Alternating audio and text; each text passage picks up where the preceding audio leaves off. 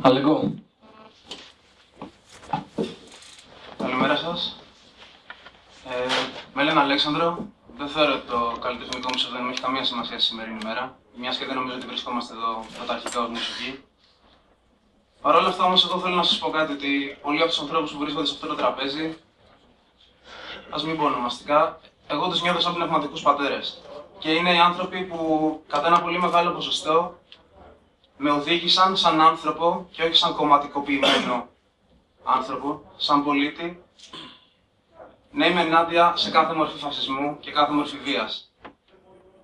Και για τον Παύλο δεν μπορώ να μιλήσω. Να συλληπιθώ την οικογένειά του, δεν θεωρώ ότι είμαι αρμόδιος να μιλήσω γι' αυτόν. Υπάρχουν άνθρωποι που το γνωρίζαν πολύ καλύτερα και έχουν πει πολύ πιο ουσιώδη πράγματα γι' αυτόν.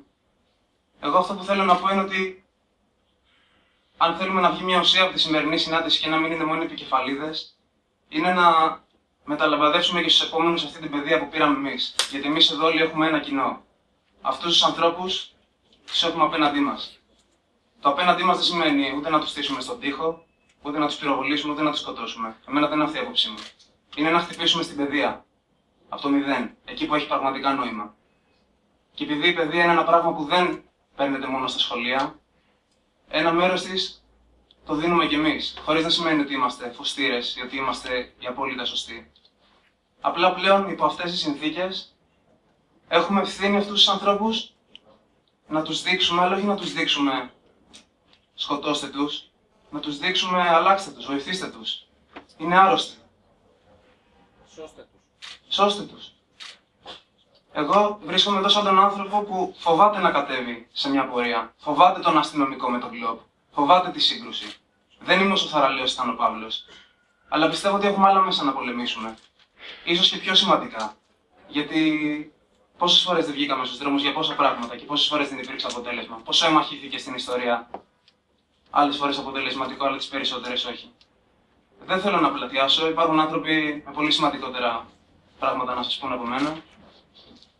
Απλά εμένα αυτή θα ήταν η ανταμοιβή μου και πιστεύω πολλών ανθρώπων από όσους βρίσκονται στον χώρο. Ας κάνουμε κάτι να χτυπήσουμε στην αρχή του κακού, στη ρίζα του. Να το κάνουμε να σταματήσουμε να γεννιέται. Και αν γίνεται, αυτούς που χάσαμε να τους κερδίσουμε πίσω. Συναναστράφηκα με ανθρώπους στην επαρχία που δεν γνωρίζουν τι εστί φασίστας. Έχουν μόνο την εικόνα των μέσων. Νομίζουν ότι είναι άνθρωποι που ήρθαν στα πολιτικά με διάθεση ανατροπής. Είναι πολλοί άνθρωποι αυτής της χώρας, σχεδόν ο μισός πληθυσμός, που δεν έχουν βρεθεί στο αστικό περιβάλλον να ξέρουν αυτοί οι άνθρωποι τι πρεσβεύουν. Ότι είναι τραμπούκι, ότι δέρνουν, ότι σκοτώνουν. Και ότι όλοι εμείς που βγήκαμε εδώ και μιλάμε μπορεί να στοχοποιηθούμε για παράδειγμα από αυτούς. Αλλά αυτό είναι το θέμα. Πρέπει να σταματήσουμε να φοβόμαστε. Εγώ προσωπικά δεν ανήκω πουθενά, δεν έχω πλάτες. Αν με πιάσουν κάπου θα είμαι μόνος μου, όπως ήταν και ο Παύλος. Αλλά αυτός ο φόβος πρέπει να σταματήσει. Και ο μόνος τρόπος να σταματήσει είναι στη ρίζα του προβλήματος. Αυτά είχα να πω. Εγώ ελπίζω να μην σας κούρασα. Ευχαριστώ και για λίγο συνεχεία.